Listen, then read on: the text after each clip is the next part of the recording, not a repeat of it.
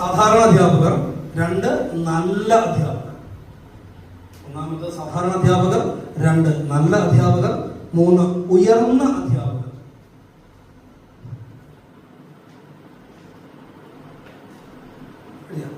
ഉയർന്ന അധ്യാപകർ, 4 മഹത്തായ അധ്യാപകർ അഥവാ മഹാനായ അധ്യാപകർ.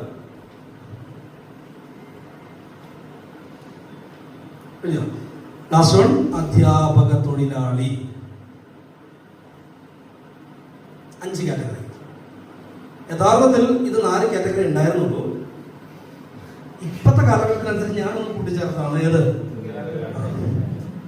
പൊതുവെ നമ്മൾ ഇത്രയും കാലം നമ്മൾ മുമ്പ് സംസാരിക്കുന്ന സമയത്ത് 4 പറയാറുള്ളൂ.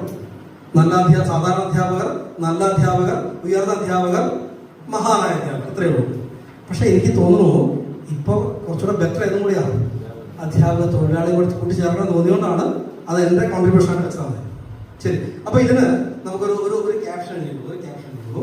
സാധാരണ പറയുന്ന കാര്യം ഒരു ബോക്സിലാക്കി എഴുതിക്കും. സാധാരണ പറയുന്ന കാര്യം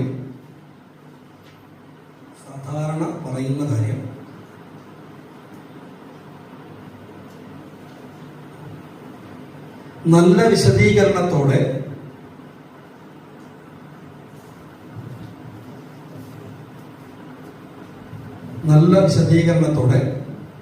ഉയർന്ന തെളിവ് നൽകുമ്പോൾ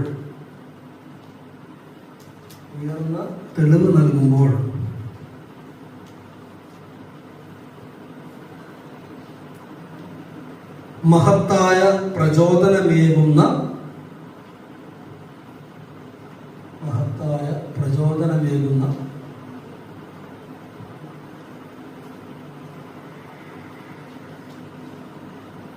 തൊഴിലാണ്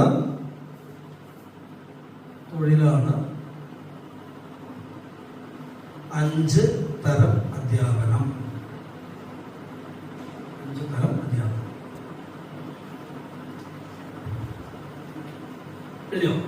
ഇനി 1-ാം വാക്കിലേക്ക് ശ്രദ്ധിക്കുക. സാധാരണ പറയുന്ന കാര്യം.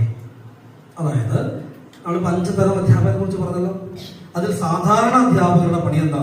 അവർ കാര്യം പറയും. നമ്മൾ ക്ലാസ് എടുക്കുകയാണെങ്കിൽ ആ ടോപ്പിക് ജസ്റ്റ് പറയും.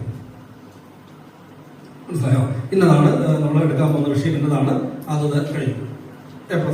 കഴിഞ്ഞു. ഇനി കുറച്ചുകൂടെ ഉയർന്ന അല്ലെങ്കിൽ നല്ല ചിന്താഗതി അല്ലെങ്കിൽ നല്ല അധ്യാപകർ അവരെന്ത് ചെയ്യുന്നു? നല്ല വിശദീകരണത്തോടെ അവരൊരു കാര്യം പറയുകയാണെങ്കിൽ കുറച്ചുകൂടെ ഒന്ന് വിശദീകരിച്ച് പറഞ്ഞു. ദെൻ 3-മത്തത് ഉയർന്ന അധ്യാപകരാണെങ്കിൽ തെളിവ് നൽകും. ചില അധ്യാപകരുടെ മോഡൽസ് കൊണ്ടുവന്നിട്ട് ഇങ്ങനെയാണ് നമ്മൾ കാണിച്ചു കൊടുക്കുന്നത്. അവരേതാ? ഏത് കാറ്റഗറിയാണ്? ഉയർന്ന അധ്യാപകർ. ലാസ്റ്റ് വൺ മഹത്തായ അധ്യാപകര് അവരെന്ത് ചെയ്യുന്നു? പ്രചോദനം നൽകും. കുട്ടികൾക്ക് പ്രചോദനം നൽകും. ഇതെല്ലാം ഇതിലൊന്നും പെടാത്ത 5-മത്തെ വിഭാഗമാണ് തൊഴിലാണ്. അധ്യാപക തൊഴിലാളികളായിട്ട് മാറും. മനസ്സിലായോ? 5 തരം അധ്യാപകരിൽ 1-മത്തെ അധ്യാപകൻ കാര്യങ്ങൾ പറഞ്ഞു കൊടുക്കുന്നു, 2-മത്തെ അധ്യാപകൻ വിശദീകരിച്ചു കൊടുക്കുന്നു, 3-മത്തെ അധ്യാപകൻ തെളിവ് നൽകുന്നു, 4-മത്തെ അധ്യാപകൻ പ്രചോദിപ്പിക്കുന്നു, 5-മത്തെ അധ്യാപകൻ തൊഴിലായിട്ട് കാണുന്നു. അധ്യാപനത്തെ ഒരു തൊഴിലായിട്ട് കാണുന്നു. അധ്യാപനം തൊഴിലാണ്, എന്നാൽ തൊഴിൽ മാത്രമല്ല. നമുക്കെല്ലാം ജീവിക്കാനുള്ള ഒരു ജീവിത ഉപാധി തന്നെയാണ് എന്ന് കരുതിയത് തൊഴിൽ മാത്രമാണോ? ഒരിക്കലുമല്ല. അത് തൊഴിലല്ലാതിരിക്കാൻ എങ്ങനെ തൊഴിൽ? ആദ്യം ഒന്നാലോചിച്ചു. ആദ്യമൊക്കെ അധ്യാപകൻ എന്ന് എഴുതുന്നത് എങ്ങനെയാണ്? ശ്രദ്ധിച്ചിട്ടുണ്ടോ മലയാളത്തില്?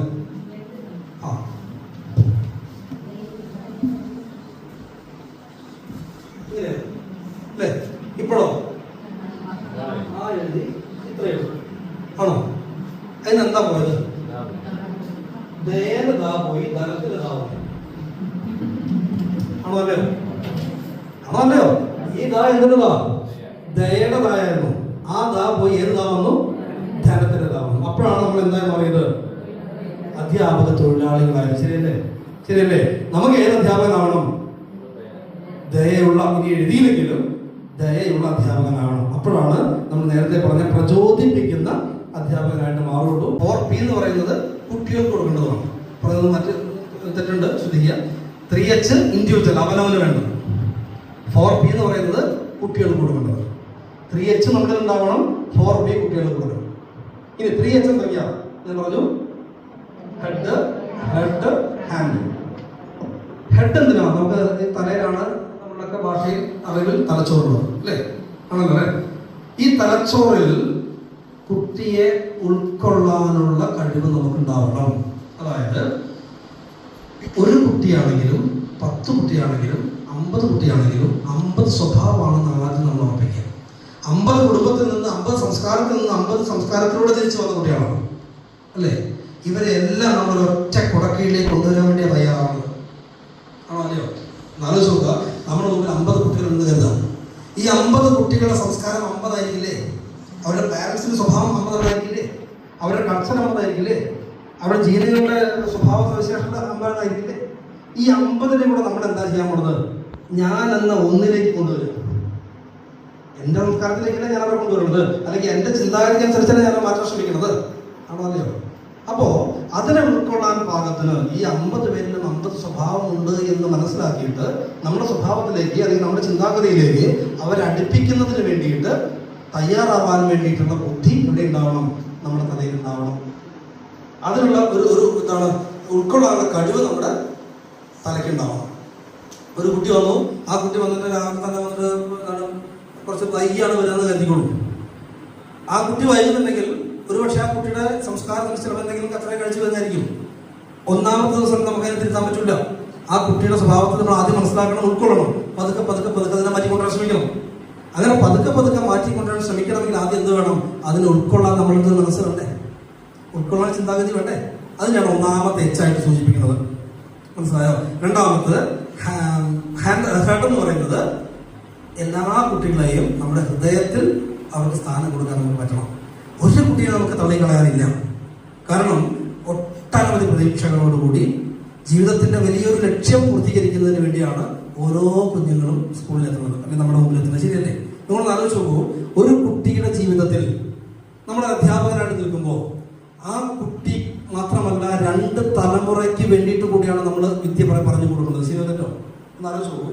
നമ്മൾ പഠിച്ചു വരുന്ന സമയത്ത് നമ്മുടെ അധ്യാപകൻ നമുക്ക് പറഞ്ഞു തന്നിട്ടുള്ള കാര്യങ്ങൾ എന്തോ ആവട്ടെ, അത് നമ്മൾ നമ്മുടെ മാതാപിതാക്കളോടും നമ്മൾ കല്യാണം കഴിച്ച് നമുക്ക് ഉണ്ടാകാൻ പോകുന്ന കുഞ്ഞുങ്ങൾക്കും വേണ്ടിയിട്ടല്ലേ നമ്മൾ സമ്പാദിച്ചത്. നമ്മൾ ജോലി എടുക്കുന്നതിന് വേണ്ടിയിട്ടാണ്. തന്റെ മാതാപിതാക്കളെ പോറ്റണം, തന്റെ ഭാര്യ മക്കളെ പോറ്റണം. ശരിയല്ലേ? അപ്പൊ 2 തലമുറയ്ക്ക് സംരക്ഷണം കൊടുക്കാൻ ഉതകുന്ന രീതിയിലാണ് ഓരോ കുട്ടികളെയും നമ്മൾ വളർത്തിക്കൊണ്ടുവരേണ്ടത്. ശരിയോ തെറ്റോ? ശരിയോ തെറ്റോ? അങ്ങനെ അവരെ വളർത്തിക്കൊണ്ടുവരണമെങ്കിൽ അവർക്ക് നമ്മൾ എവിടെ സ്ഥാനം കൊടുക്കണം? പുറത്തു കൊടുത്താൽ പോരാ, നമ്മുടെ അകത്ത് സ്ഥാനം കൊടുക്കണം, നമ്മുടെ ഹൃദയത്തിൽ സ്ഥാനം കൊടുക്കണം. നമ്മുടെ ഹൃദയത്തിൽ അവർക്ക് സ്ഥാനം കൊടുക്കുമ്പോൾ മാത്രമേ നമുക്ക് അവരെ പരിരക്ഷിക്കാൻ പറ്റുകയുള്ളൂ, അവരെ യഥാർത്ഥ വഴിയിലേക്ക് എത്തിക്കാൻ സാധിക്കുകയുള്ളൂ. ശരിയല്ലേ? ഇനി അങ്ങനെ ഹെഡിൽ മനസ്സിലാക്കിയിട്ട് ഹെഡിൽ സ്വീകരിക്കുന്നതിന് ഹാൻഡ് കൊണ്ട് ചേർത്ത് പിടിക്കാനും കൂടെ പറ്റണം. കൈകൊണ്ട് നമുക്ക് അവരെ ചേർത്ത് പിടിക്കാനും കൂടെ സാധിക്കണം. മനസ്സിലായോ? ആദ്യം നമ്മൾ എന്തെങ്കിലും തലച്ചോറിൽ മനസ്സിലാക്കുന്നു, 2 ഹൃദയത്തിൽ സ്ഥാനം കൊടുക്കാൻ തയ്യാറാവുന്നു. ഇത് 2 കൊണ്ട് പ്രാക്ടിക്കൽ ആവില്ല. എന്ത് വേണം? കരങ്ങൾ കൊണ്ട് ആ കുഞ്ഞിനെ ചേർത്ത് പിടിക്കാനുള്ള മനോഭാവം കൂടെ നമ്മളിൽ ഉണ്ടാകുമ്പോഴാണ് ഇൻഡിവിജ്വലായിട്ട് ഒരു അധ്യാപകൻ എന്ന രീതിയിൽ നമുക്ക് ഒരു കുഞ്ഞിനെ മാറ്റിയെടുക്കാൻ വേണ്ടിയിട്ടുള്ള അധികാരവും അവകാശവും നമ്മൾ വന്നു ചേരുള്ളൂ. മനസ്സിലായോ? മനസ്സിലായോ? അങ്ങനെ ആ 3 H നമ്മളിലുണ്ടെങ്കിൽ പിന്നെ വേണ്ടത് എന്താ? 4 P ആണ് കൊടുക്കേണ്ടത് കുട്ടികൾക്ക്. 3 H നമ്മളിലുണ്ട്.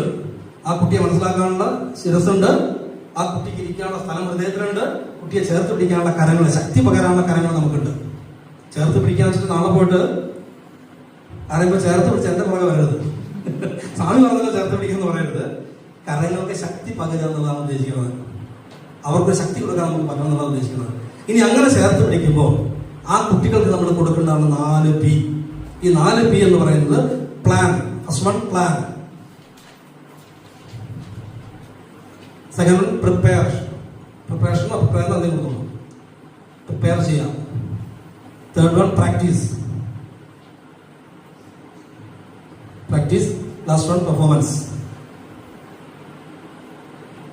Plan, prepare, practice, performance. ശരിയോ? നോക്കൂ, നമ്മളൊരു ക്ലാസ് എടുക്കാൻ പോകുന്ന സമയത്ത് വ്യക്തമായിട്ടുള്ള പ്ലാൻ നമുക്ക് ഉണ്ടാവണം. ഇതാണ് ഒന്നാമത്തെ പറയുന്ന 4 P. നേരത്തെ പറഞ്ഞ 3 H നമുക്ക് കിട്ടി. ഹെഡ് കിട്ടി, ഹേർട്ട് കിട്ടി, ഹാൻഡ് കിട്ടി. ഇത് 3 എണ്ണുന്നുണ്ട്. ഇനി ഞാനിവിടെ പ്രസന്റ് ചെയ്യാൻ പോകുന്നു, കുട്ടികൾക്ക് പ്രസന്റ് ചെയ്യാൻ പോകണം.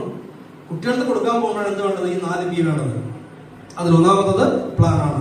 ഞാൻ ഇന്ന് ആ ക്ലാസ്സിൽ പോയിട്ട് എന്താണ് ക്ലാസ് എടുക്കാൻ പോകുന്നത് എന്നതിനെ കുറിച്ച് വ്യക്തമായിട്ട് പ്ലാൻ ആയിട്ടുണ്ടാവണം, ഒരു അധ്യാപകനെ ഉണ്ടാവണം. ഇല്ലെങ്കിൽ എന്താ സംഭവിക്കുക? ഞാൻ ഫസ്റ്റ് പറഞ്ഞു, ഒരു അധ്യാപകനെയാണ് കുട്ടി ഏറ്റവും കൂടുതൽ വിശ്വസിക്കുന്നത്. ആ കുട്ടിയുടെ മുമ്പിൽ നമുക്ക് പതറിപ്പോയാൽ, അധ്യാപകന് പതറിപ്പോയാൽ, പിന്നെ അധ്യാപകന് സമാധാനം ഉണ്ടാവില്ല. അത് മനസ്സിലായോ? അതുകൊണ്ട് അധ്യാപകന് വ്യക്തമായിട്ടുള്ള പ്ലാൻ ഉണ്ടായിരിക്കണം. ആ പ്ലാനോടുകൂടി നമ്മൾ ക്ലാസ്സിലേക്ക് കയറാൻ പാടുള്ളൂ. ഏത് ടോപ്പിക്കാണ് ഞാൻ എടുക്കുന്നത് എന്ന് നേരത്തെ പറഞ്ഞതുപോലെ പഠിച്ചതിന്റെ 80% മാത്രം പ്രസന്റ് ചെയ്യാൻ വേണ്ടിയിട്ടുള്ള ഒരു ആറ്റിറ്റ്യൂഡ് ഉണ്ടാവുക. അതുപോലെ കുട്ടികളെ ഇൻഡിവിജ്വലായിട്ട് ഓരോ കുട്ടികളെ കുറിച്ചും നമുക്ക് വ്യക്തമായിട്ടുള്ള ധാരണ ഉണ്ടാവുക. കാരണം ഒരു കുട്ടിക്ക് ചിലപ്പോൾ ഗ്രാസ്പ് ചെയ്യാനുള്ള കപ്പാസിറ്റി കുറവായിരിക്കും, വേറെ കുട്ടിക്ക് ഗ്രാസ്പ് ചെയ്യാനുള്ള കഴിവ് കൂടുതലായിരിക്കും. അപ്പൊ ഗ്രാസ്പ് ചെയ്യാൻ കഴിവുള്ള കുട്ടിയുടെ കൂടെ അല്ല നമ്മൾ നിൽക്കേണ്ടത്, ഗ്രാസ്പ് ചെയ്യാൻ കഴിവ് കുറഞ്ഞ കുട്ടികളുടെ കൂടെയാണ് നമ്മൾ നിൽക്കേണ്ടത്. എന്തുകൊണ്ടാണ്? അവരെയും കൂടെ നമുക്ക് കണ്ടെത്തിക്കണം, മുമ്പിലേക്ക് എത്തിക്കണം. പൊതുവെ കണ്ടുവരുന്ന രീതി എന്താ? പഠിക്കാൻ കഴിവുള്ള കുട്ടികളുടെ കൂടെ ഒക്കെ അധ്യാപനം ഭയങ്കര ഇഷ്ടമാണ്, പഠിക്കാൻ കഴിയാത്ത കുട്ടികളൊക്കെ അവനങ്ങനെ തന്നെ ആവുള്ളൂ എന്ന് പറയും. ഒരിക്കലും അധ്യാപനം ചെയ്യാൻ പാടില്ലാത്ത കാര്യമാണ്. ആരാണോ പഠിക്കാൻ കഴിവ് കുറവുള്ള കുട്ടി, അവരല്ലേ സപ്പോർട്ട് ചെയ്യേണ്ടത്. പഠിക്കാൻ കഴിവുള്ള കുട്ടിക്ക് ഇപ്പോൾ ഗൂഗിളിൽ യൂട്യൂബിൽ നോക്കിയാൽ എല്ലാ ക്ലാസ്സും കിട്ടും. പഠിക്കാൻ കഴിവ് കുറവുള്ള കുട്ടി ഏതാണോ, അല്ലെങ്കിൽ ഏതെങ്കിലും തരത്തിലുള്ള ഒരു ഡിമെറിറ്റുള്ള കുട്ടി ഏതാണോ, അവരുടെ കൂടെ നിൽക്കാൻ വേണ്ടി നമുക്ക് പറ്റും. അപ്പോൾ വ്യക്തമായിട്ടുള്ള പ്ലാൻ നമുക്ക് ആ കാര്യത്തിൽ ഉണ്ടാവണം. രണ്ടാമത്തത് പ്രിപ്പയർ ചെയ്യാവുന്നതാണ്. ഏത് വിഷയത്തെയാണോ നമ്മൾ സബ്മിറ്റ് ചെയ്യാൻ പോകുന്നത്, ഏത് വിഷയത്തെയാണോ നമ്മൾ അവിടെ എടുക്കാൻ പോകുന്നത്, ഇത് നമ്മൾ എന്ത് ചെയ്യണം? ഒന്ന് പ്രിപ്പയർ ചെയ്യണം. എങ്ങനെ പ്രിപ്പയർ ചെയ്യാം? വ്യക്തമായിട്ട് നോട്ട്സ് ഉണ്ടാക്കുക.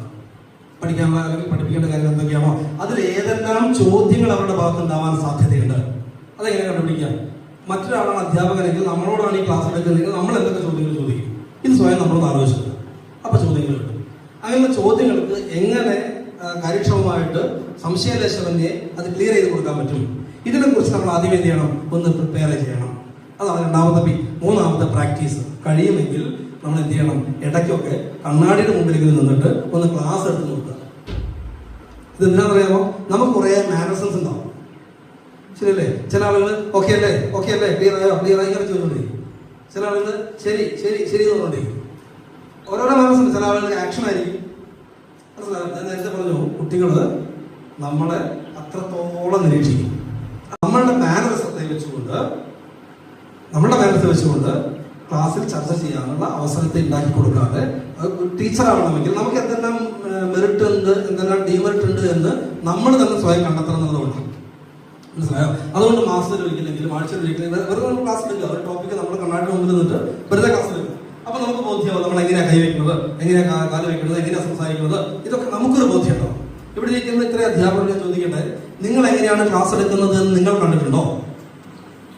ഉണ്ടോ? കണ്ടവരുണ്ടാവും, കാണാത്തവരുണ്ടാവും. നിങ്ങളൊന്ന് കണ്ടു നോക്കും. ഇപ്പൊ അല്ലെങ്കിൽ എന്താ വീഡിയോ റെക്കോർഡ് ചെയ്താൽ മതിയല്ലോ. ക്യാമറ വെച്ചിട്ട് നമ്മളൊരു ടോപ്പിക് ക്ലാസ് എടുക്കുക, ഒരു 10 മിനിറ്റ് ക്ലാസ് എടുക്കുക. എന്നിട്ട് അതൊന്നും നമ്മളിങ്ങനെ കേൾക്കുക, കാണുക. അപ്പം മനസ്സിലാവും. അപ്പൊ അങ്ങനെ ഒന്ന് പ്രാക്ടീസ് ചെയ്യാം. Then last one, performance. നമ്മളുടെ പെർഫോമൻസ് എന്ന് പറയുന്നത് ഞാൻ നേരത്തെ പറഞ്ഞു, എത്രയാണോ ടോപ്പിക്ക് നമ്മൾ പ്രിപ്പയർ ചെയ്യുന്നത്, എത്രയാണോ നമ്മൾ പ്രാക്ടീസ് ചെയ്യുന്നത്, അതിന്റെ 80% നമ്മൾ പെർഫോം ചെയ്യാം. ആ പെർഫോമൻസ് എന്ന് പറയുന്നത് ഏറ്റവും നല്ലത് കുട്ടികളുടെ മനസ്സിൽ നമുക്ക് ഈ പ്രകൃതിയിലുള്ള ഏത് കാര്യം ചോദിച്ചാലും നമുക്ക് പറയാൻ പറ്റുന്ന രീതിയിൽ സംശയലേശമനെ നമുക്ക് പെർഫോം ചെയ്യാൻ പറ്റണം. അങ്ങനെ പറ്റുമ്പോൾ ഉള്ള ഗുണം എന്താ അറിയാമോ? കുട്ടികൾക്ക് മൈന്യൂട്ടായിട്ടുള്ള സംശയങ്ങൾ പോലും അവർ നമ്മളോട് ചോദിക്കും. മനസ്സിലായോ? അപ്പൊ ചോദിക്കുമ്പോൾ നമ്മൾ ഒളിച്ചോടല്ല വേണ്ടത്. അങ്ങനെ ചോദിക്കാനുള്ള ക്വാളിറ്റി അവരിൽ ഉണ്ടാക്കിയെടുക്കുക എന്നുള്ളതാണ് യഥാർത്ഥ അധ്യാപകന്റെ കഴിവ്. ഒരു കാരണവശാലും കുട്ടികൾ എന്തെങ്കിലും ചോദ്യം ചോദിച്ചാൽ എനിക്ക് അറിയില്ല എന്ന് പറയരുത്. എന്ത് പറയണം? ഞാനൊന്ന് നോക്കിയിട്ട് പറഞ്ഞുതരാം. അതുകൊണ്ട് പറയില്ല എന്ന് പറയരുത്, അറിയില്ല എന്ന് പറയരുത്. ഞാനൊന്ന് നോക്കിയിട്ട് നാളത്തെ ക്ലിയർ ചെയ്ത് തരാം. അങ്ങനെ പറഞ്ഞ്, കാരണം അവർക്കപ്പോ ആ ഒരു ദിവസം മുഴുവൻ നമ്മൾ പിറ്റേ ദിവസത്തേക്ക് അത് പറഞ്ഞു കൊടുക്കുന്ന സമയം വരെ ആ കുട്ടിയുടെ മനസ്സിൽ വലിയൊരു ക്യൂരിയോസിറ്റി ഉണ്ടാവും. ആ ക്യൂരിയോസിറ്റി അതുപോലെ നമുക്ക് പിടിച്ചു കൊണ്ടുപോകാൻ പറ്റിയാൽ ആ കുട്ടി ഏറ്റവും ഒരു പഠിതാവായി. അപ്പൊ അങ്ങനെ ഈ 4 Pകൾ നമുക്ക് കുട്ടികൾക്ക് കൊടുക്കാൻ സാധിക്കണം. 3 H നമ്മളിൽ ഉറപ്പിക്കാനും സാധിക്കണം. ഈ അധ്യാപക തൊഴിലാളികളെ സംബന്ധിച്ചാണ് രാവിലെ വരുന്നു, 10 മണിക്ക് 10 മണിക്ക് വരുന്നു, 3 മണിക്ക് പോകുന്നു, ശമ്പളം വാങ്ങുന്നതിന് കഴിഞ്ഞ് യാതൊരു തരത്തിലുള്ള ഉത്തരവാദിത്വവും ആ കുട്ടികളോടോ അല്ലെങ്കിൽ സ്ഥാപനത്തോടോ സമൂഹത്തോടോ പോലും ഇല്ലാത്തൊരവസ്ഥയിലേക്ക് മാറുന്നതിനെയാണ് നേരത്തെ നമ്മൾ സൂചിപ്പിച്ച അധ്യാപക തൊഴിലാളി എന്നതിനെ നമ്മൾ സൂചിപ്പിച്ചത്. ആ അധ്യാപക തൊഴിലാളി ആവാതെ എന്ത് ചെയ്യണം? ഏത് സാഹചര്യമാണെങ്കിലും, കാരണം കുട്ടികൾക്ക് പോരായ്മ ഉണ്ടാവാം, നമ്മളെല്ലാം മനുഷ്യരാണ്, പല പോരായ്മകൾ നമുക്ക് ഉണ്ടാവാം. ഓരോരുത്തർ വ്യക്തികളാണ്. ആ വ്യക്തികൾക്ക് നേരത്തെ സൂചിപ്പിച്ചതുപോലെ ഇവിടെ ഇരിക്കുന്ന 30 പേരുണ്ടെങ്കിൽ 30 സംസ്കാരത്തിലൂടെ ജനിച്ചവരാണ്, 30 മാതാപിതാക്കൾക്ക് ജനിച്ചവരാണ്, 30 സംസ്കാരത്തിലൂടെ ജനിച്ചവരാണ്. ശരിയല്ലേ? ആ 30 സംസ്കാരവും നമ്മളിലുണ്ട്. ഈ 30 സംസ്കാരത്തെ, വ്യത്യസ്തമായിട്ടുള്ള 30 സംസ്കാരത്തെ ഇവിടെ ഞാൻ വന്ന സമയത്ത് ഒരു ബോർഡ് കണ്ടു, അദ്വൈത ഫാമിലി. അവിടെ ബോർഡ് കണ്ടു സ്റ്റേജിൻ്റെ അവിടെ. എന്താ അർത്ഥം? സ്കൂളിന്റെ പേരവിടെ നിൽക്കട്ടെ. ആ പദത്തിന്റെ അർത്ഥം എന്താ? അദ്വൈത എന്ന് പറയുന്നത് രണ്ടല്ലാത്തത്. നമുക്ക് എത്ര അർത്ഥവത്തായിട്ടുള്ള ഒരു ഇതാണ് എഴുതി വെച്ചിരുന്നു. അദ്വൈത ഫാമിലി എന്ന് പറഞ്ഞാൽ ഒറ്റ കുടുംബം ആണോ അല്ലയോ? രണ്ടല്ലാത്ത ഫാമിലി എന്ന് പറയുന്ന അർത്ഥം എന്താ? ഒറ്റ കുടുംബം. ഏകം സദ്വിപ്രാവഹുതാവഗന്തി. ഈ ലോകം തന്നെ ഒരു കുടുംബമായിട്ട് നിൽക്കുന്നു എന്ന ഭാരത സംസ്കാരത്തെയാണ് ഇവിടെ ഞാൻ വന്നപ്പോൾ കണ്ടത്, അദ്വൈത ഫാമിലി എന്ന് കണ്ടത്. അങ്ങനെ ഒരൊറ്റ കുടുംബമായിട്ട് നമ്മളിവിടെ നിൽക്കുമ്പോൾ നമ്മൾ വ്യത്യസ്ത പാരമ്പര്യത്തിലൂടെ, വ്യത്യസ്ത സംസ്കാരത്തിലൂടെ, വ്യത്യസ്ത രക്ഷിതാക്കളിലൂടെ വന്നിട്ട് ഒരു കുടുംബമായിട്ടാണ് നമ്മളിവിടെ നിൽക്കുന്നത്. ശരിയല്ലേ? ആ ഒരു കുടുംബമായിട്ട് നിൽക്കുമ്പോൾ ആ കുടുംബത്തിന് കോമൺ ആയിട്ട് ചില റൂൾസ് ആൻഡ് റെഗുലേഷൻസ് ഉണ്ടാവില്ലേ? ഉണ്ടാകുമല്ലയോ? നമ്മളൊക്കെ വ്യത്യസ്ത സ്വഭാവക്കാരാന്ന് കരുതിക്കോളൂ. പക്ഷെ നമ്മൾ വീഗാലാൻഡിൽ പോയാൽ നമ്മുടെ സ്വഭാവത്തിൽ കളിക്കാൻ പറ്റുമോ? അവിടെ പറ്റുമോ? ആലോചിച്ച് നോക്കുക. അവിടെ ഒരു നിയമമുണ്ട്. അല്ലെങ്കിൽ നമ്മൾ വേറെ എവിടെയെങ്കിലും സ്ഥലത്ത് ടൂർ പോയി, അവിടെ നമ്മുടെ സ്വഭാവം കാണിക്കാൻ പറ്റുമോ? നമുക്ക് ഇന്ന സ്വഭാവങ്ങളൊക്കെ ഉണ്ട്, പക്ഷെ എന്ത് ചെയ്യാൻ പാടില്ല, അവിടെ കാണിക്കാൻ പാടില്ല. അവിടെ എന്താണ്? അവിടെ റൂൾസ് ആൻഡ് റെഗുലേഷൻസ് ഉണ്ട്. ശരിയല്ലേ? എന്നതുപോലെ വ്യത്യസ്ത കുടുംബങ്ങളിൽപ്പെട്ട നമ്മൾ അദ്വൈത ഫാമിലി എന്ന ഫാമിലിയിൽ വരുമ്പോൾ അവിടുത്തെ റൂൾസ് ആൻഡ് റെഗുലേഷൻസ് എന്താണെന്ന് മനസ്സിലാക്കണം. ആ റൂൾസ് ആൻഡ് റെഗുലേഷൻസ് അനുസരിച്ചുകൊണ്ട് അവിടെ നിന്നുകൊണ്ട് അവിടെ നമ്മളെ ഏൽപ്പിച്ചിരിക്കുന്ന ഉത്തരവാദിത്വം എന്താണോ ആ ഉത്തരവാദിത്വം ഭംഗിയായിട്ട് നിറവേറ്റുമ്പോഴാണ് ടീച്ചർ എന്നതിനേക്കാൾ ഉപരി ഗുരു എന്ന തലത്തിലേക്ക് നമുക്ക് ഓരോരുത്തർക്കും വളരാനും ആ വളർച്ച കൊണ്ട് ആ വ്യക്തികളിലൂടെ, ആ കുട്ടികളിലൂടെ, അല്ലെ, നമ്മുടെ മുമ്പിൽ വരുന്ന ഓരോ കുഞ്ഞുങ്ങളിലൂടെ ആ കുട്ടികളിലൂടെ മാറ്റം ഉണ്ടാക്കേണ്ടത് എവിടെയാ? മാറ്റം ഉണ്ടാവുന്നത് എവിടെയാ? ആ കുട്ടിയുടെ കുടുംബത്തിലല്ലേ? ആ കുട്ടി വ്യക്തിയാകുമ്പോൾ ആ വ്യക്തിയിലൂടെ, ആ കുടുംബത്തിലൂടെ, ആ സമൂഹത്തിലൂടെ ആ ലോകം മുഴുവൻ മാറ്റിമറിക്കാനുള്ള ഒരു പ്രേരക ശക്തിയായിട്ട് മാറാൻ ആർക്ക് സാധിക്കുന്നു? നമ്മൾ ഓരോരുത്തർക്കും സാധിക്കുന്നു. എങ്ങനെ സാധിക്കണം? ഇത്തരത്തിൽ ഒരു കുടുംബമായി കണ്ടുകൊണ്ട് സ്നേഹിക്കാനും ഒരു കുടുംബമായി കൊണ്ടാണ് അവരിലേക്ക് നമുക്ക് നന്മയെ വളർത്താനും സാധിച്ചാൽ തീർച്ചയായിട്ടും ഏറ്റവും നല്ല ഗുരുക്കന്മാരായിട്ട് മാറാൻ നമുക്ക് സാധിക്കും. അതുകൊണ്ട് a bad teacher complains but an excellent inspires എന്ന ആ ഒരു കോട്ട് എടുക്കുക. അതിൽ ബാഡ് എന്നുള്ളതിനെ മാറ്റുക. എന്ത് ചെയ്യണം? നമ്മൾ എന്താവണം? എക്സലൻസുകളാവണം. എന്നിട്ടോ നമ്മളെ കണ്ടുകൊണ്ട് ഇൻസ്പയർ ചെയ്യാൻ പറ്റുന്ന സമൂഹത്തെ വാർത്തെടുക്കാൻ സാധിക്കണം. ഒരാളെങ്കിൽ ഒരാൾ ഞാൻ ഇന്ന സാറെ പോലെ ആവണമെന്ന് ആഗ്രഹിക്കുന്നു, അല്ലെങ്കിൽ ഇന്ന ടീച്ചറെ പോലെ ആവാൻ ആഗ്രഹിക്കുന്നു എന്ന് ഒരു കുട്ടി ആത്മാർത്ഥമായിട്ട് ആ കുട്ടിയുടെ മനസ്സിൽ ഉറപ്പിച്ചാൽ രക്ഷപ്പെട്ടില്ലേ ജീവിതം. നോക്കൂ, ജനിച്ച് വളർന്ന് മരിക്കുന്നതാണ് നമ്മുടെയൊക്കെ ലക്ഷ്യം. ആണോ അല്ലയോ? അത് കാലാകാലം ഉപ്പിലിട്ട് വെക്കാൻ വേണ്ടി ആരെങ്കിലും തീരുമാനിച്ചിട്ടുണ്ടോ? ഇല്ല. നമ്മളൊക്കെ മരിക്കും. ജനിച്ച് ജീവിച്ച് മരിക്കുന്നതിനിടയിൽ ആരുടെയെങ്കിലും മനസ്സിൽ ഒരു സ്വാധീനപ്പെടുത്താൻ നമ്മളെ കൊണ്ട് പറ്റിയാൽ അതല്ലേ ജീവിതത്തിൽ ഏറ്റവും വലിയ നേട്ടം എന്ന് പറയുന്നത്. ആണോ അല്ലയോ? അതിന് നമുക്കാവുന്നുണ്ടോ എന്ന് ആലോചിച്ച് നോക്കുക. അങ്ങനെ ആവണമെങ്കിൽ ഏറ്റവും നല്ല പ്രൊഫഷനാണ് ടീച്ചർ. ഒരു പോലീസുകാരനത് പറ്റുമോ? പോലീസുകാരെ യൂണിഫോം അടിച്ചു വെച്ച് കഴിഞ്ഞാൽ പിന്നെ അറിയാം. ശരിയല്ലേ? ആലോചിച്ച് നോക്കൂ. വേറൊരു മേഖലയ്ക്കും വേറൊരു പ്രൊഫഷൻ പറ്റാത്തൊരു ക്വാളിറ്റിയാണ്, ഒരു പവറാണ് അധ്യാപനം കിട്ടിയിട്ടുള്ളത്. നമ്മുടെ മുമ്പിലിരിക്കുന്ന 30 കുട്ടികളിൽ വഴിതെറ്റി പോകാൻ സാധ്യതയുള്ള, അല്ലെങ്കിൽ ഏറ്റവും മോശമായിട്ടുള്ള അവസ്ഥയിലേക്ക് പോകാൻ സാധ്യതയുള്ള ഒരു കുട്ടിയെ കൈ പിടിച്ച് നമ്മൾ നന്മയിലേക്ക് കൊണ്ടുവരുമ്പോൾ ആ കുട്ടിയുടെ ജീവിതത്തിൽ ഒരു വെളിച്ചമാകാൻ നമുക്ക് പറ്റിയാൽ ആ കുട്ടിയുടെ രക്ഷിതാക്കള്, ആ കുട്ടിയെ ആശ്രയിക്കുന്ന അവന്റെ ഭാര്യയും കുടുംബവും, ഭാവിയിൽ ഉണ്ടാകാൻ പോകുന്ന ഭാര്യയും കുടുംബവും ഉൾപ്പെടെയുള്ള 2 തലമുറയെ രക്ഷിക്കാനുള്ള ദൗത്യം ഭഗവാൻ ആര് തന്നിട്ടുണ്ട്? ഓരോ അധ്യാപകരുടെ കയ്യിൽ തന്നിട്ടുണ്ട്. ശരിയല്ലേ? ആലോചിച്ച് നോക്കുക. ഞാൻ മാത്രമല്ല എന്നാവുന്നത്. എന്നെ ആശ്രയിക്കുന്ന എന്റെ മാതാപിതാക്കൾ, അവർക്ക് സന്തോഷകരമായ ജീവിതം എനിക്ക് കൊടുക്കാൻ സാധിക്കുന്നു. ഞാൻ നാളെ വിവാഹം കഴിച്ച എന്റെ ഭാര്യയും മക്കളും ആവുന്ന സമയത്ത് ആ തലമുറയിലേക്ക് വിളിച്ച് വീശാൻ ആർക്ക് കഴിയുന്നു? ഞാനെന്ന വ്യക്തിക്ക് കഴിയുന്നു. അങ്ങനെ 2 തലമുറയെ സംരക്ഷിക്കാൻ ബാധ്യതയുള്ള ഒരു കുട്ടിയെ ഏറ്റവും ഉത്തമമായിട്ടുള്ള ഒരു വിദ്യാർത്ഥിയാക്കിയിട്ടും ഒരു വ്യക്തിയാക്കിയിട്ടും മാറ്റാനുള്ള ആ ടൂള്, ആ ആയുധം തന്നിരിക്കുന്നത് ആരെടുത്താണ്? അധ്യാപകരുടേതാണ്. ഈ ലോകത്ത് എത്രയോ ജനങ്ങൾ ഉണ്ടായിട്ട്, ഇത്രയോ ജോലി മേഖലകൾ ഉണ്ടായിട്ട് സർവേശ്വരൻ വ്യക്തിയെ നന്നാക്കാനുള്ള ആയുധം കൊടുത്തത്, ആ വ്യക്തിയുടെ സമൂഹത്തിൽ നന്നാക്കാനുള്ള ആയുധം കൊടുത്തത് അധ്യാപകന്റെ കയ്യിലാണ്. അത് മറക്കരുത്. അങ്ങനെ അധ്യാപകന്റെ കയ്യിലാണ് ഈ ആയുധം കൊടുത്തത് എങ്കിൽ ആദ്യം അധ്യാപകൻ എന്ത് ചെയ്യണം? ഈ ആയുധത്തിന്റെ പ്രാധാന്യത്തെ മനസ്സിലാക്കണം. വേണ്ടയോ? ആനയ്ക്ക് ആനയുടെ വലുപ്പം അറിയില്ലാന്ന് കേട്ടിട്ടുണ്ടോ? ആന ഒരു പോത്തിനെ കണ്ടാൽ പേടിച്ചോളൂ. കാരണം എന്താ? ഈ 2 ചെവിയുള്ളത് കാരണം ആനയുടെ വലുപ്പം ആനയ്ക്ക് അറിഞ്ഞോളൂ. ഒരു പോത്തിനെ കണ്ട ആന പേടിച്ചോളൂ.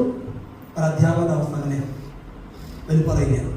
നോക്കൂ, ഏറ്റവും ശ്രേഷ്ഠമായിട്ടുള്ള ഒരു തൊഴിൽ മേഖലയാണ് അധ്യാപനം എന്ന് പറയുന്നത്, അധ്യാപകൃതി എന്ന് പറയുന്നത്. അത് കിട്ടിയിട്ട് സ്വയം നന്നാവാനും നമ്മുടെ മുമ്പിൽ വരുന്ന കുഞ്ഞുങ്ങളെ നന്നാക്കാനും ആ കുഞ്ഞുങ്ങളുടെ കുടുംബത്തെ നന്നാക്കാനും ആ കുടുംബത്തിലുള്ള സമൂഹത്തെ നന്നാക്കാനും സമൂഹത്തിലുള്ള രാജ്യം മുഴുവൻ നന്നാക്കാനുള്ള വലിയൊരു ദൗത്യം നിങ്ങളുടെ കയ്യിലുണ്ട്. അത് മറന്നു പോകരുത്. അത് മറന്നു പോകാതിരിക്കണമെങ്കിൽ നേരത്തെ സൂചിപ്പിച്ചതുപോലെ ടീച്ചർ എന്താണെന്നും അതിൽ ജർമ്മനി എന്താണെന്നും 3H 4P ഇതൊക്കെ ഉള്ളിൽ സ്വാംശീകരിച്ചുകൊണ്ട് നല്ല അധ്യാപകരായിട്ട്, അതിലുപരി സമൂഹത്തെ സൃഷ്ടിക്കുന്ന നല്ല ശില്പികളായിട്ട്, നേരത്തെ പറഞ്ഞില്ലേ ശില്പിയുടെ കാര്യം പറഞ്ഞില്ലേ, വരുന്ന കുഞ്ഞുങ്ങളെല്ലാം പാറകളാണെന്ന് ബോധ്യപ്പെട്ടുകൊണ്ട് ആ പാറയിലെ വേണ്ടാത്തതിനെ കുത്തിക്കളഞ്ഞുകൊണ്ട് നല്ല വിഗ്രഹങ്ങൾ ഉണ്ടാക്കിയെടുക്കാനുള്ള ശില്പികളായിട്ട് മാറാൻ നിങ്ങൾക്ക് ഏവർക്കും സാധിക്കുമ്പോഴാണ് നമുക്ക് ഈശ്വരൻ തന്ന ഈ ചുമതല അതിന്റെ ഏറ്റവും ശ്രേഷ്ഠകരമായിട്ടുള്ള അർത്ഥത്തിൽ എത്തിക്കാൻ വേണ്ടി സാധിക്കുകയുള്ളൂ എന്ന് മാത്രം ഓർമ്മപ്പെടുത്തിക്കൊണ്ട് നിങ്ങൾ തന്നിരിക്കുന്ന ഈ വലിയൊരു ദൗത്യം, സമൂഹത്തെ മുഴുവൻ മാറ്റാനുള്ള ദൗത്യം നിറവേറ്റുന്നതോടൊപ്പം അവന്റെ കുടുംബത്തിന്, ഞാൻ ഉൾപ്പെടുന്ന, എൻ്റെ ഭർത്താവ് ഉൾപ്പെടുന്ന, എൻ്റെ ഭാര്യ ഉൾപ്പെടുന്ന, എൻ്റെ മക്കൾ ഉൾപ്പെടുന്ന എൻ്റെ കുടുംബത്തിന്, ഞാൻ ജോലി ചെയ്യുന്ന സ്ഥാപനത്തിൽ നിന്ന് ഞാൻ ഏതെല്ലാം രീതിയിൽ ആ സ്ഥാപനത്തോട് കൂറുപുലർത്തണമോ ആ സ്ഥാപനത്തോട് ഞാൻ ഏതെല്ലാം രീതിയിൽ കടപ്പെട്ടിരിക്കുന്നു എന്ന ബോധ്യത്തോടു കൂടി ഇതെന്റെ സ്ഥാപനമാണ് എന്ന, കാരണം അദ്വൈത ഫാമിലി എന്ന് എഴുതി വെക്കുമ്പോൾ അതെന്റെ കുടുംബമാണെന്ന ബോധ്യത്തോടു കൂടി ആ സ്ഥാപനത്തോട് ചേർന്ന് നിന്നുകൊണ്ട് ആ സ്ഥാപനത്തിന്റെ എല്ലാ കാര്യത്തിലും സർവോന്നതമായിട്ടുള്ള വളർച്ചയ്ക്ക് കൂടെ നിന്നുകൊണ്ട് എന്റേതാണെന്ന ബോധ്യത്തോടു കൂടി ചെയ്യുമ്പോൾ മാത്രമാണ് ആ കർമ്മം ധർമ്മപ്രവൃത്തിയായിട്ട് മാറുക എന്ന് കൂടി ഓർമ്മപ്പെടുത്തിക്കൊണ്ട് എല്ലാവർക്കും നല്ല അധ്യാപകരാകുവാനും നല്ല ഗുരുക്കന്മാരാകുവാനും നല്ല ഈ സ്ഥാപനത്തിന്റെ വളർച്ചയ്ക്ക്, അതുപോലെ വ്യക്തിപരമായിട്ടുള്ള വളർച്ചയ്ക്ക്, കുടുംബത്തിന്റെ വളർച്ചയ്ക്ക്, സമൂഹത്തിന്റെ വളർച്ചയ്ക്കൊക്കെ കാതലായുള്ള കാര്യമായി തീരുവാൻ സാധിക്കട്ടെ.